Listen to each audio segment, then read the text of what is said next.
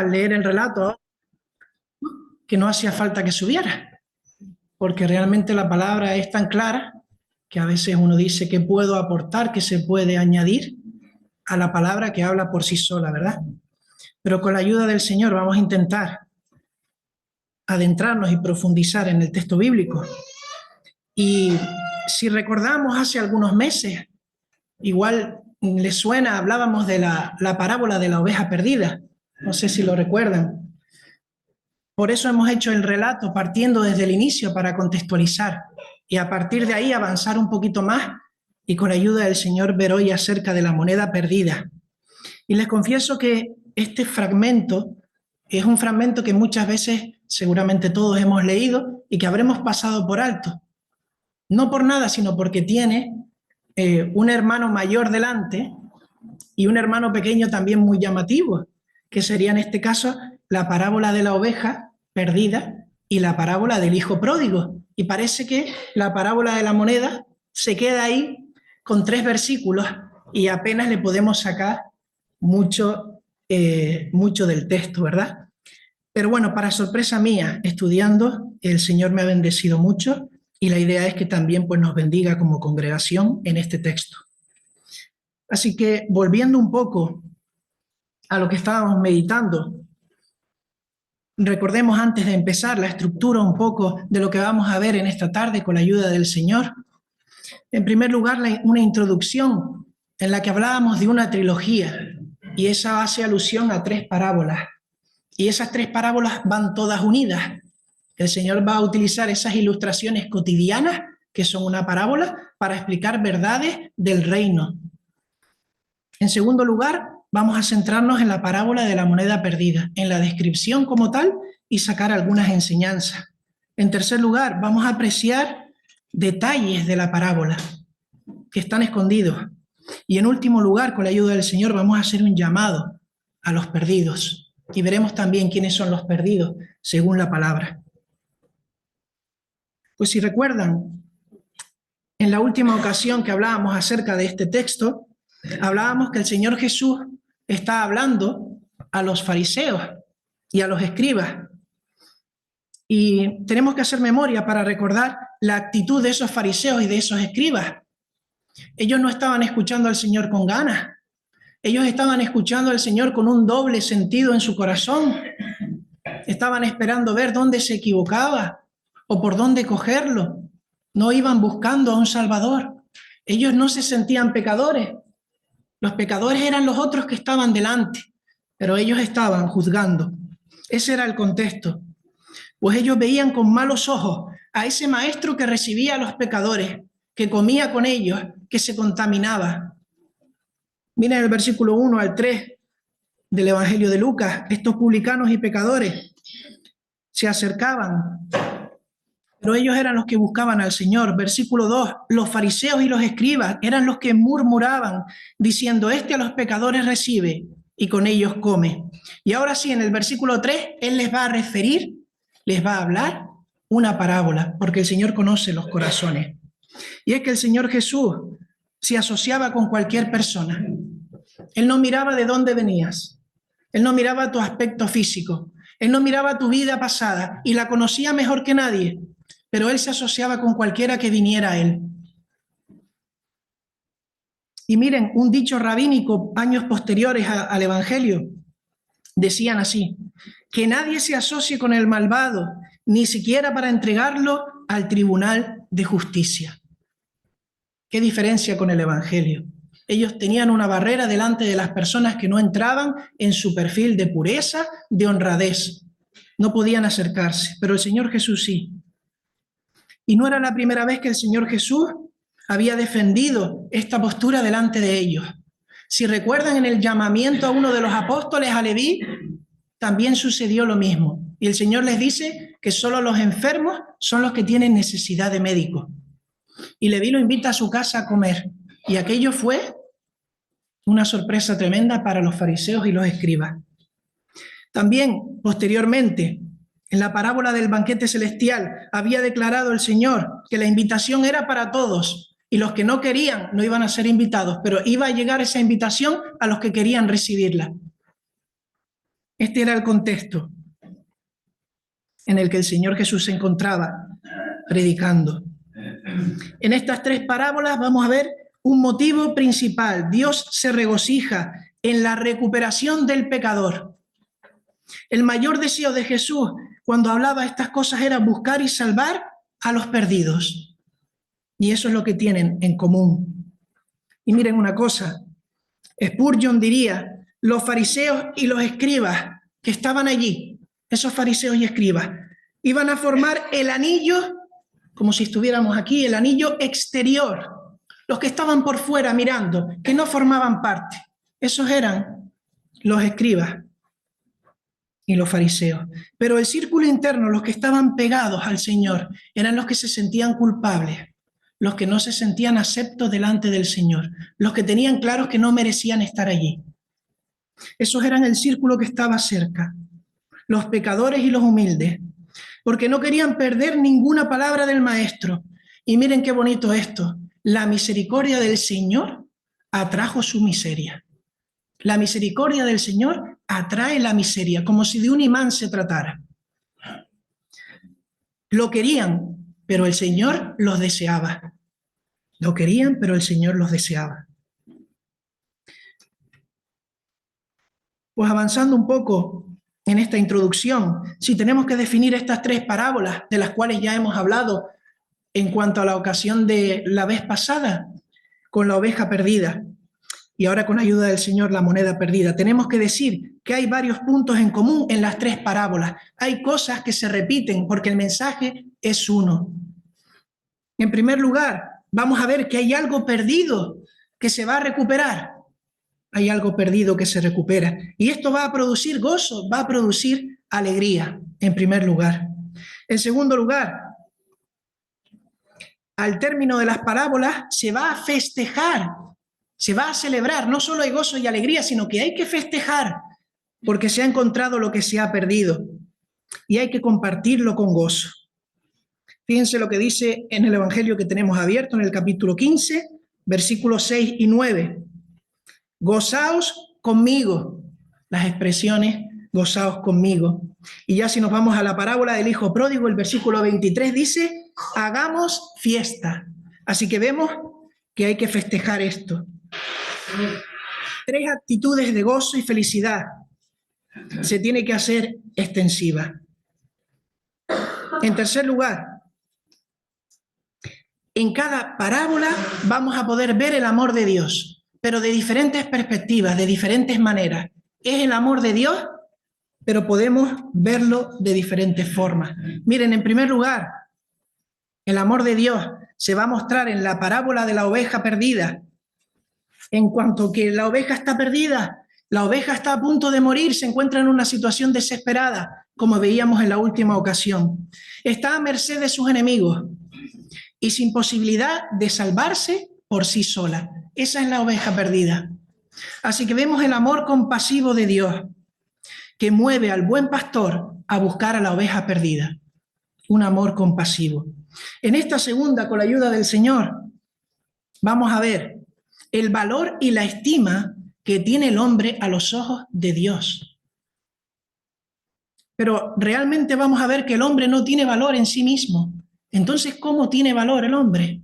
Con la ayuda del Señor lo veremos. Pero podemos hacer un adelanto. Es un amor que valora al ser humano hasta el punto de pagar un precio tan alto como la sangre de Jesucristo.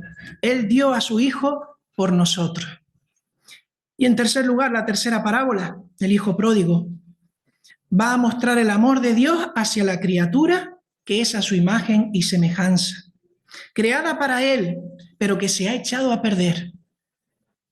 El Padre Eterno hará todo lo posible por rescatarlo y estará cada día, ¿se acuerdan al padre de la parábola, verdad? Estará cada día expectante a que vuelva. Ese es nuestro Padre. Es un amor que abre el camino de vuelta, un amor misericordioso. Pues dicho esto, vamos a entrar en los versículos del 8 al 10 y vamos a leerlos de nuevo. Acompáñenme en el capítulo 15, versículos del 8 al 10. Y dice así, ¿o qué mujer que tiene 10 dracmas, si pierde una dracma, ¿No enciende la lámpara y barre la casa y busca con diligencia hasta encontrarla? Y cuando la encuentra, reúne a sus amigas y vecinas diciendo: gozaos conmigo, porque he encontrado la dracma que había perdido. Así os digo que hay gozo delante de los ángeles de Dios por un pecador que se arrepiente. Lo primero que tenemos que decir siempre en una parábola es que es un relato figurado y que cada una de las cosas que aparecen tienen un significado o un porqué. Así que hablaremos en este caso de la mujer y la acción de la mujer, la búsqueda de esa moneda. Vamos a hablar o representa los diversos medios y métodos que Dios usa para encontrarte, a ti y a mí.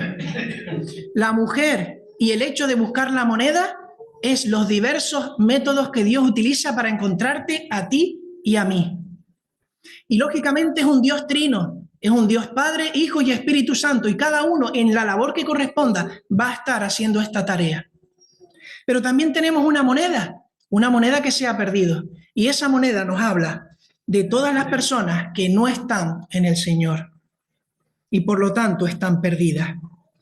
Y veíamos acerca de la moneda, dice dracma, 10 dracmas.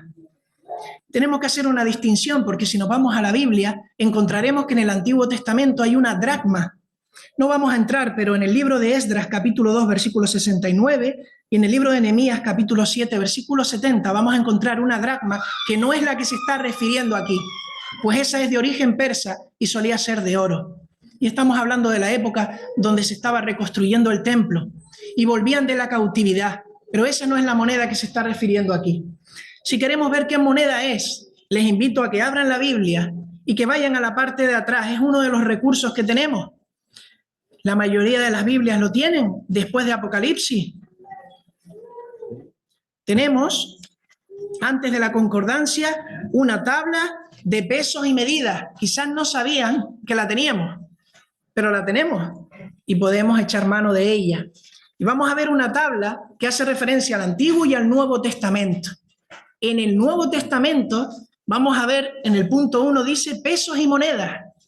Y ahí vamos a ver lo que es una dracma. Y nos dice que una dracma es aproximadamente igual al denario y que son 3,6 gramos de plata.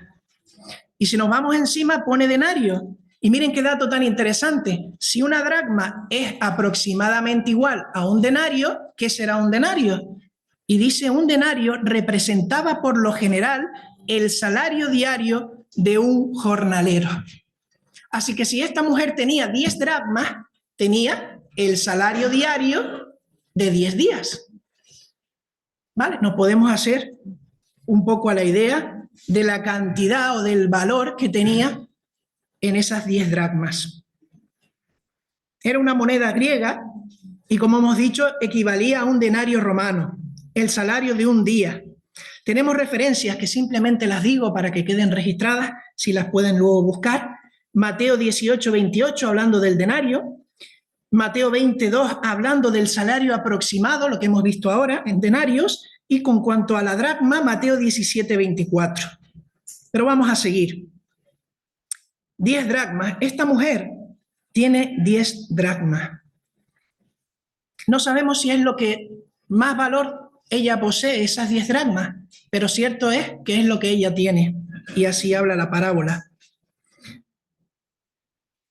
En cualquier caso, 10 dracmas no es una cantidad importante o excesiva de dinero.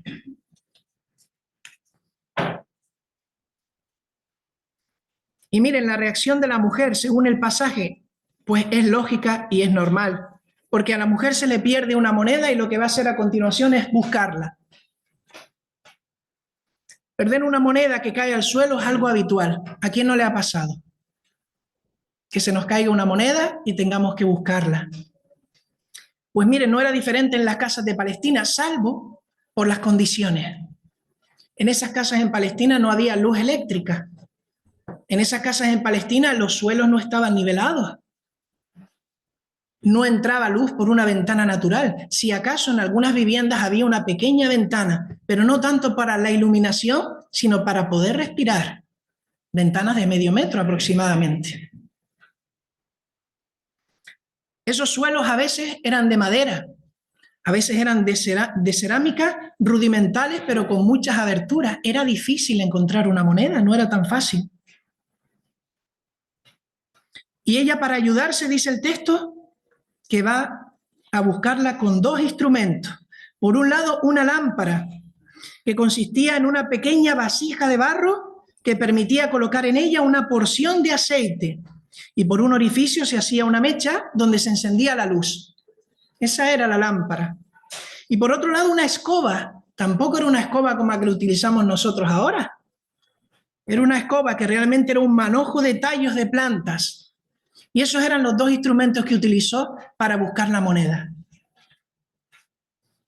No sabemos cuánto tiempo le llevó, ni el trabajo que supuso, pero sí el resultado. En algún lugar estaba esa moneda perdida. Y miren, hoy en día nosotros de la misma manera podemos pasar por esa misma situación. Es muy sencillo. Por eso el Señor utilizó una parábola, porque seguramente a cualquiera de nosotros nos ha pasado. Pero miren, hablando ahora del contexto, antes de entrar en lo que podemos sacar de esta parábola, ningún fariseo de los que estaban allí, volvamos al contexto, ¿quién estaba escuchando? Los fariseos y los escribas, aquellos que juzgaban, y los que tenían necesidad del Señor y se veían que no eran dignos de estar allí. Y el Señor dice esta parábola, pero ellos tienen en mente que no es correcto lo que el Señor está diciendo. Ellos tienen en mente que Él se equivoca, porque un judío no puede decir eso ni hacer eso. Para ellos, los judíos no podrían haber llegado a creer que si uno se humillaba hasta lo último y se postraba ante Dios suplicando misericordia, tal vez se le concediera, pero jamás hubiesen pensado en lo contrario, que se humillara a Dios delante del hombre. Lo vuelvo a repetir, para los judíos era habitual que se humillara el hombre delante de Dios, pero jamás pensaban que Dios se iba a humillar delante del hombre.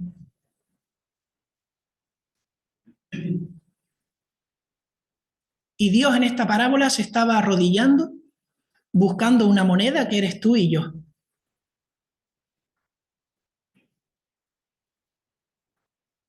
Los fariseos y los escribas, al oír hablar al maestro y verlo actuar, pensaban que hablaba y actuaba guiado por la locura. No puede ser de Dios lo que está diciendo. Pero a nosotros eso no nos tiene que sorprender.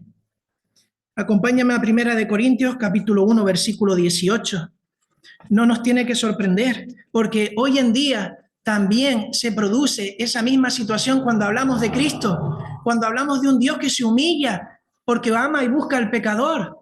Es la misma reacción. 1 Corintios 1, 18 nos dice, porque la palabra de la cruz es locura a los que se pierden, pero a los que se salvan, esto es a nosotros, es poder de Dios. Versículo 21. Pues ya que en la sabiduría de Dios el mundo no conoció a Dios mediante la sabiduría, agradó a Dios salvar a los creyentes por la locura de la predicación. Capítulo 2, versículo 14. Pero el hombre natural no percibe las cosas que son del Espíritu de Dios, porque para él son locura y no las puede entender, porque se han de discernir espiritualmente. Esto era lo que percibían estas personas. Y lo que hoy en día también ocurre. ¿Y acaso, hermanos, nosotros que ya conocemos a Dios, muchos de los que estamos aquí, podemos responder a la pregunta, ¿entendemos y comprendemos ese amor de Dios? Yo no puedo comprenderlo. Porque el Hijo de Dios, hecho hombre, dio su vida por enemigos, por pecadores. Y el hombre estaba y está hoy en día tan perdido como esa moneda. Y no tenía capacidad para salvarse ni para ser encontrada. No habría sido recuperada si no es por la intervención del Señor Jesucristo. Vamos a ver a continuación, con la ayuda del Señor, lo que aprendemos en 5 breves lecciones de esta parábola. En primer lugar, hablamos de una pérdida accidentada. ¿Se acuerdan de la parábola de las ovejas o de la oveja perdida? No fue accidentada. La oveja se fue y la oveja se perdió.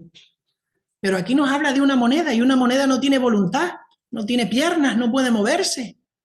Es un accidente. ¿Qué querrá decir el Señor con esto entonces? Pues miren, ¿qué nos quiere enseñar? Pues el Señor nos quiere enseñar que da igual cuál sea tu voluntad, tu propósito, tu interés, tus metas en la vida para llegar a algo bueno. No importa lo que tú quieras hacer en tus fuerzas. No importa. Porque tu condición es pecadora. Tu estado natural es pecador. No puedes hacer nada en tus propias fuerzas para agradar a Dios, para ir al reino de Dios. No puedes hacerlo.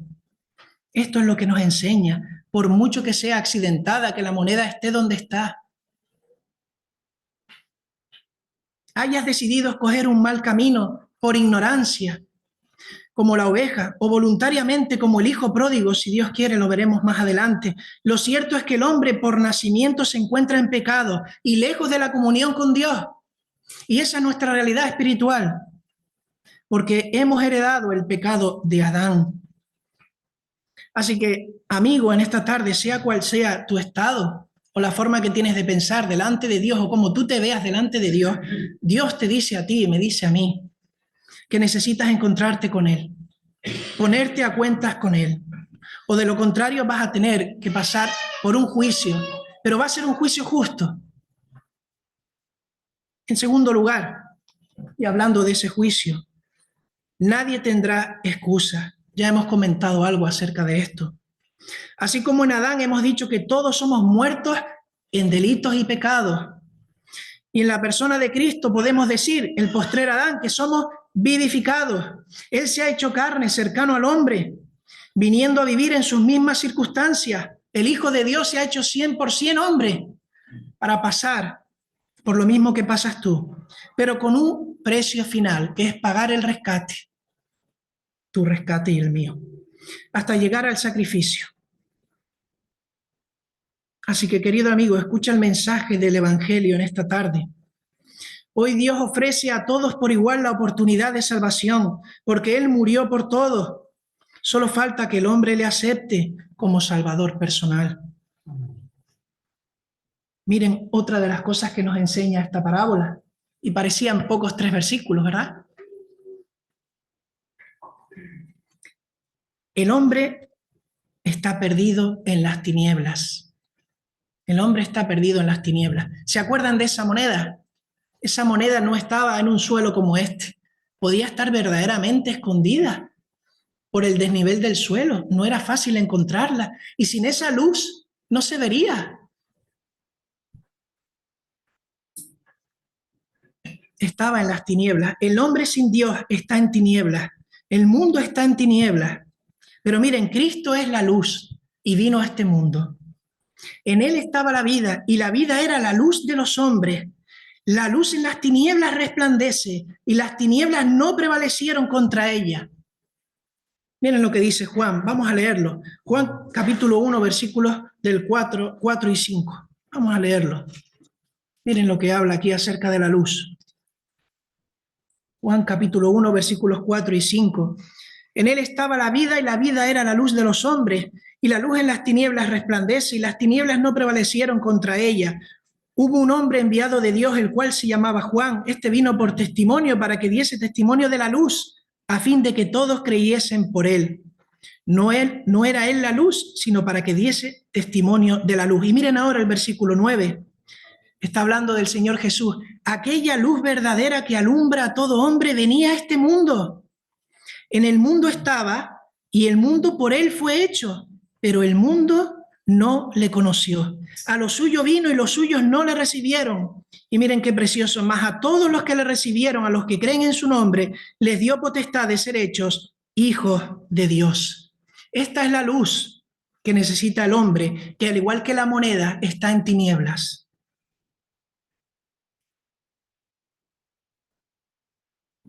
Avanzamos.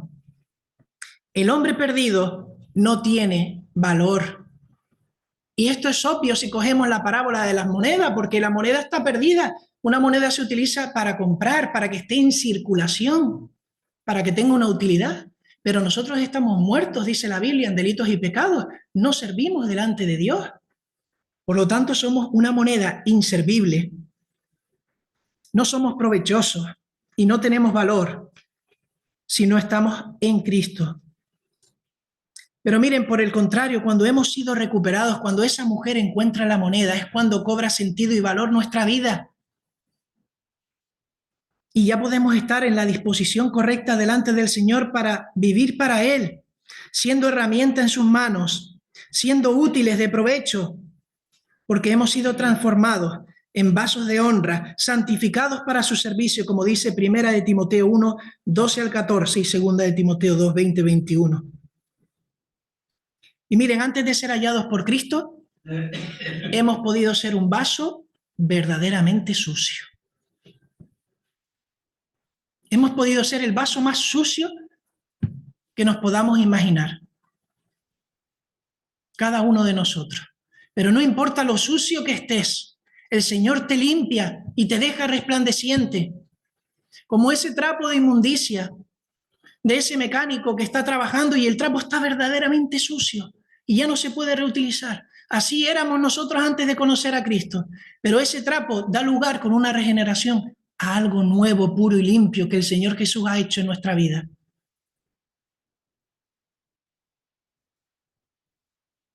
Antes de conocer a Cristo, hemos podido tener una vida inútil, sin sentido o que nos avergüence. Pero el Señor nos da honra, el Señor nos da dignidad en Él. Lo que estaba perdido ha sido hallado, lo que se había echado a perder ha sido regenerado. Y miren qué bonita la expresión que decía un comentarista. El Señor ha cogido una moneda que no servía, la ha lavado, la ha limpiado con su sangre y la ha vuelto a poner en circulación.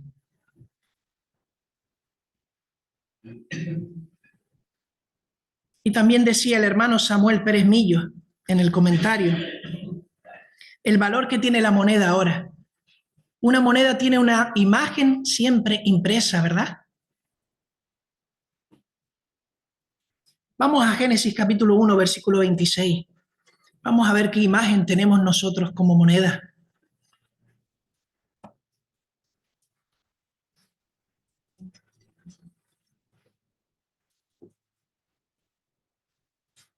Dice el versículo 26 de Génesis 1, en la creación del hombre. Entonces dijo Dios, hagamos al hombre a nuestra imagen, conforme a nuestra semejanza. Hagamos al hombre a nuestra imagen, conforme a nuestra semejanza. El hombre fue hecho imagen y semejanza de Dios, no olvidemos esto. Esta imagen, aunque deteriorada por el pecado, sigue siendo grata para aquel que imprimió la moneda, para aquel que imprimió la moneda. Dios tiene interés personal por cada uno de los perdidos. Quiere que esas monedas sean útiles. Así que esta parábola nos habla del amor divino. De la misma manera o más que la parábola de la oveja perdida. Dice Spurgeon, con referencia a esta idea, las monedas tienen la impresión del rey, son monedas del reino. Pero miren, quedaba una cosa más, o una enseñanza más. El versículo 10 nos va a hablar de gozo en el cielo. Cuando es encontrada la moneda, se produce gozo. Pero el gozo no solo en la tierra por la iglesia, porque un alma ha pasado de muerte a vida, sino también en los cielos. También en los cielos. Los ángeles se gozan al ver el fruto de la obra de Cristo en el corazón de los hombres. Están maravillados. Los ángeles están asombrados de la obra que Dios hace. ¿Cómo nos cambia el Señor Jesús? ¿Cómo nos cambia el Señor Jesús? Los ángeles lo contemplan. Pero miren, varios comentaristas afirman que los ángeles no producen el gozo. No son los ángeles los que producen el gozo. Miren lo que dice el versículo. versículo 10 del capítulo 15 de Lucas, acerca del gozo. Muchas veces lo leemos y lo pasamos por alto, pero es importante. Versículo 10. Así os digo que hay gozo en los ángeles, dice. Delante de los ángeles. Y J.F. Brown diría, nótese el cuidado del lenguaje, no es gozo de parte de los ángeles, sino gozo delante de los ángeles. El gozo no es original de los ángeles, sino puesto delante de ellos. En la anterior parábola era Dios mismo, pero ahora mismo vemos que el sentimiento divino, el gozo de Dios, es como si contagiara a los ángeles. El sentimiento divino conmociona a los ángeles. Viendo a Dios, los ángeles se gozan en su gozo. Conmociona a los ángeles, que se gozan al ver el gozo de Dios. Qué precioso. El arrepentimiento de un pecador en la tierra es motivo de regocijo en los cielos. No hay pecado, por grande que sea, que no tenga perdón. Y repetimos esta frase, no hay pecado, por grande que sea, que no tenga perdón. No importa lo que hayas hecho. Si lo pones a los pies del Señor, el Señor hace obra nueva y te hace criatura nueva.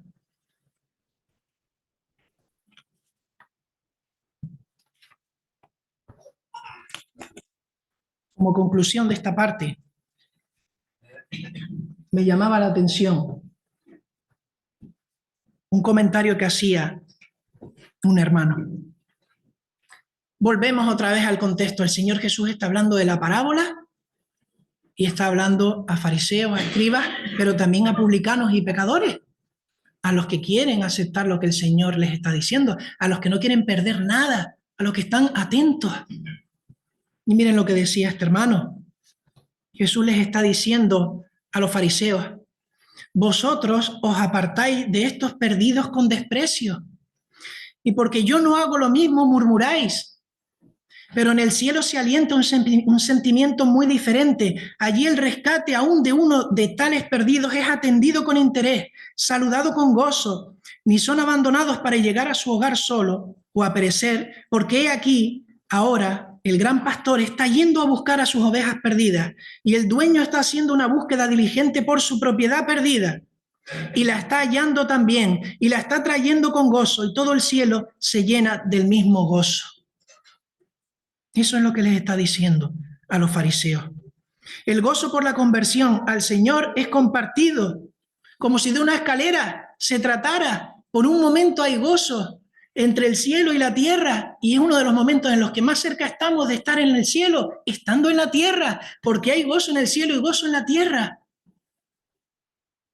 Así que nuestro servicio aquí debe ser el de buscar y recuperar a los perdidos a través de la predicación del Evangelio de Jesucristo, hasta que venga a recogernos. Y entonces sí celebraremos fiesta, las bodas del Cordero.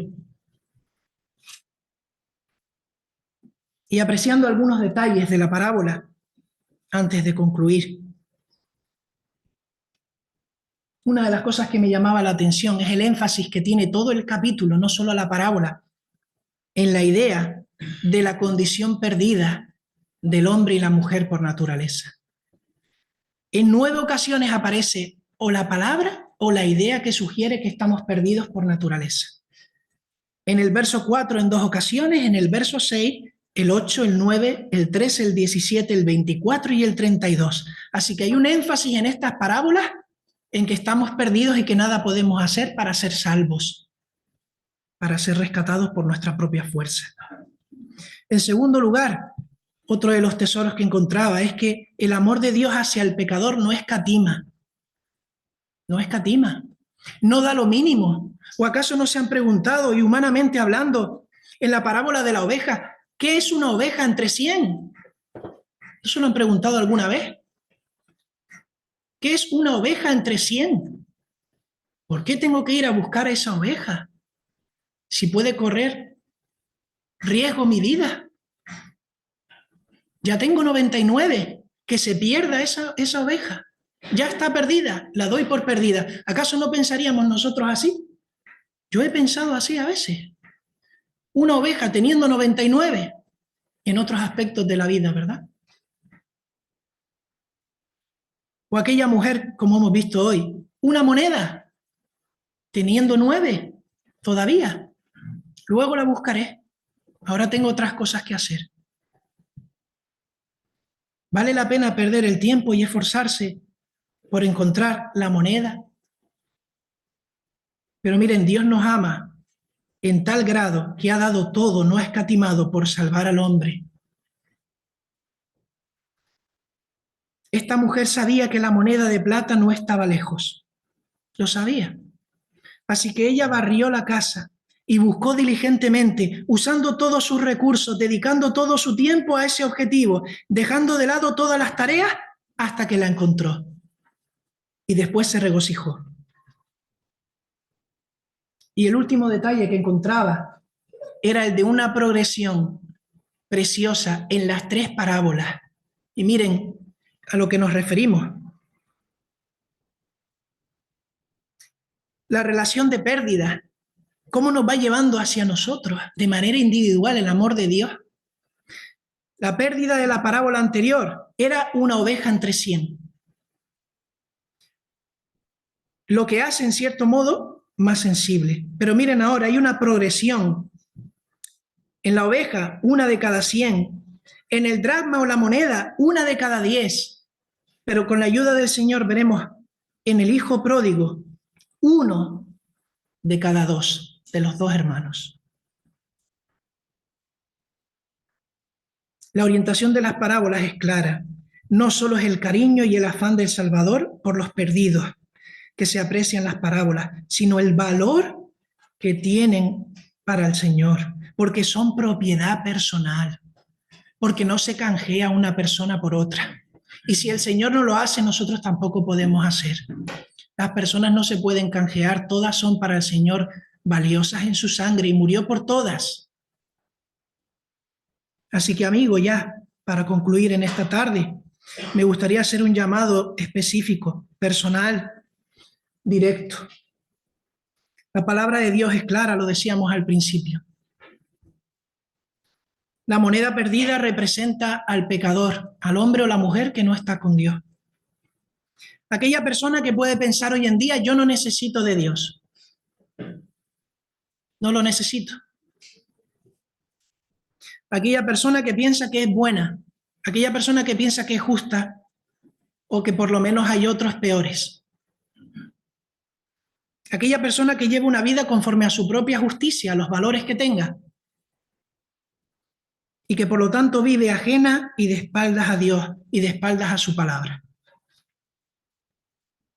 Pues mira, en esta tarde, si piensas de esta manera, Dios te está diciendo que eres esa moneda igualmente, que tu condición espiritual es de perdido o perdida, que estás en tinieblas, en oscuridad, y que tu fin va a ser trágico. Porque la condición pecadora del hombre y de la mujer se van a ver reflejadas una vez al morir en este mundo y pasar a la presencia del Señor.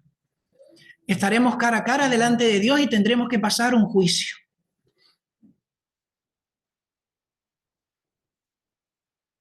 Y dice la Biblia que ese pecado en el cual nosotros estamos, su paga es la muerte.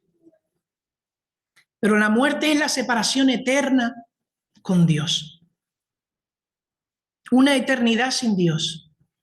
Y a veces oímos cómo se burlan muchos, pensando de que una eternidad sin Dios es lo mismo que una eternidad en el infierno, porque vamos a pasar un buen momento allí. Pero nada más lejos de la realidad, según nos dice la palabra, porque allí será el lamento y el crujir de dientes. Allí será el lloro. Romanos 3:23.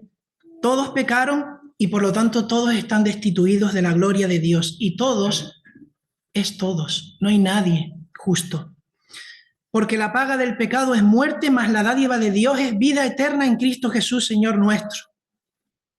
Y Juan diría, esta es la condenación, como leímos antes en otro capítulo de Juan, que la luz vino al mundo y los hombres amaron más las tinieblas que la luz, porque sus obras eran malas. Y ahora podrán decirme, pero qué malas noticias, qué malas noticias. ¿Por qué vivir? ¿Acaso no hay una buena noticia? Pues miren, por supuesto que hay una buena noticia y esa es la que queremos compartir hoy. La buena noticia es que Dios te está buscando. La buena noticia es que Dios está buscándote igual que se buscaba esa moneda. Al igual que en la parábola, no importa cómo eres, de dónde vienes, Dios te ama y ha dado a su Hijo para que creyendo en Él tengas vida. No quiere la condenación del hombre, no es verdad ese mito de que Dios quiere condenar y castigar al hombre y que tenga una vida triste. Eso no es verdad, eso es mentira. De tal manera amó Dios al mundo que ha dado a su Hijo unigénito para que todo aquel que en Él cree no se pierda, mas tenga vida eterna. En Ezequiel nos dice, dile, vivo yo, dice Jehová el Señor, que no quiero la muerte del impío, sino que se vuelva el impío a su camino y que viva. Volveos de vuestros malos caminos. Eso es lo que el Señor está diciendo en esta tarde. Volveos a mí de vuestros malos caminos. Juan 3:17 dice, no envió Dios a su Hijo al mundo para condenar al mundo, sino para que el mundo sea salvo por él. Porque miren lo que quiere, el cual quiere que todos los hombres sean salvos y vengan al conocimiento de la verdad, porque hay un solo Dios y un solo mediador entre Dios y los hombres, Jesucristo hombre, el cual se dio a sí mismo en rescate por todos, de lo cual se dio testimonio a su debido tiempo. Y algunos dirán, eso no va a pasar nunca, han pasado 2000 años, y algunos hasta se burlan. Pero miren lo que dice la palabra para los que piensan que el Señor no va a venir o se burlan de eso. El Señor no retarda su promesa según algunos la tienen por tardanza, sino que es paciente para con nosotros, no queriendo que ninguno perezca, sino que todos procedan al arrepentimiento. Y por su paciencia el Señor no ha venido ya. Y el Señor está esperando por ti, al igual que esperó por mí. Hoy te está llamando. Estás descarriado en esta vida, lejos de Dios. Tienes dudas, tienes temores. Descansa en la persona del Señor Jesús. Isaías nos diría, todos nosotros nos descarriamos como ovejas, cada cual se apartó por su camino, mas Jehová cargó en él el pecado de todos nosotros. Pero hay un obstáculo. Hay un obstáculo.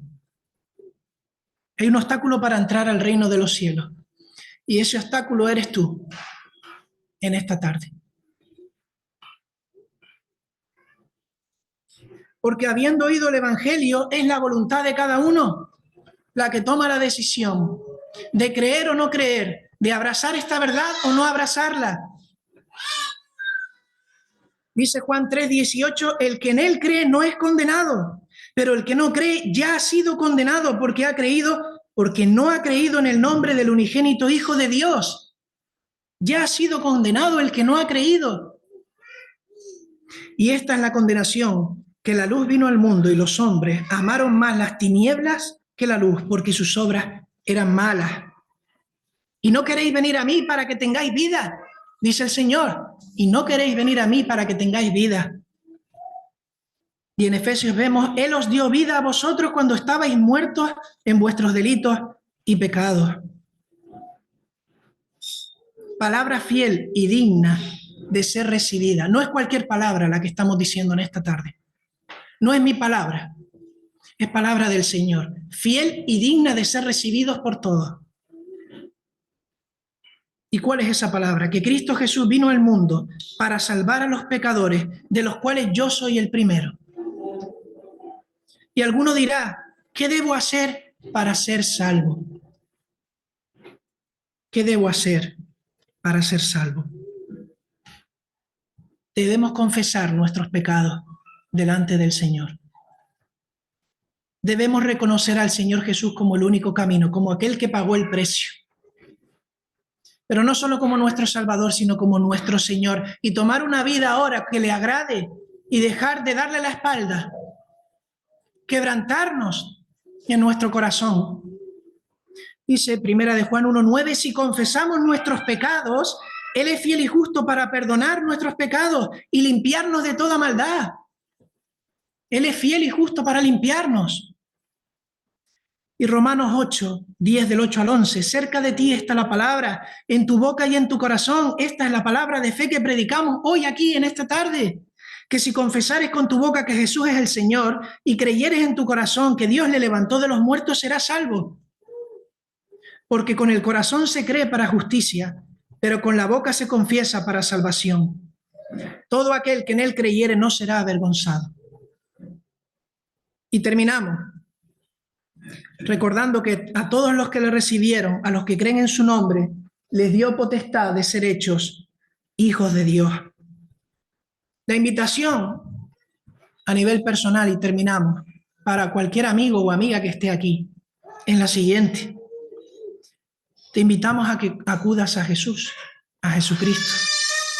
En esta tarde, a que lo confieses como tu Salvador, como tu Señor personal.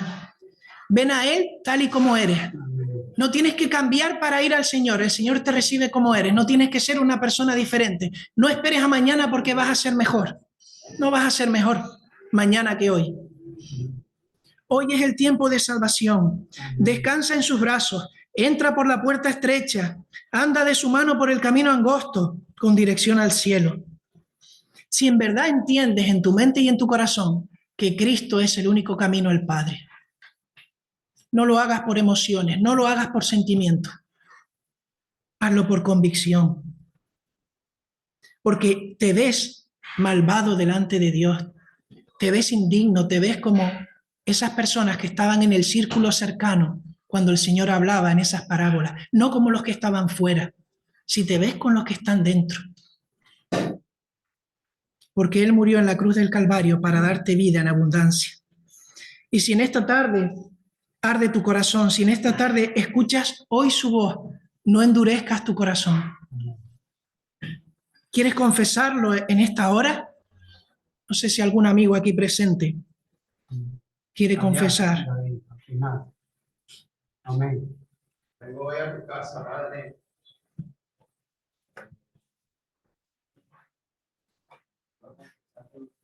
Vengo delante de tus hijos, delante de mi familia, a entregarte mi vida, Señor, a decirle que yo soy vacío, que quiero ser una nueva persona, que aunque crea que lo tengo todo, soy vacío en esta vida sin ti, Señor. Eso es todo lo malo que haya podido hacer. Quiero ser otra persona. Te entrego mi vida aquí en adelante. Te entrego mi familia. Te entrego mi camino, Señor. Amén. Amén. Otra más.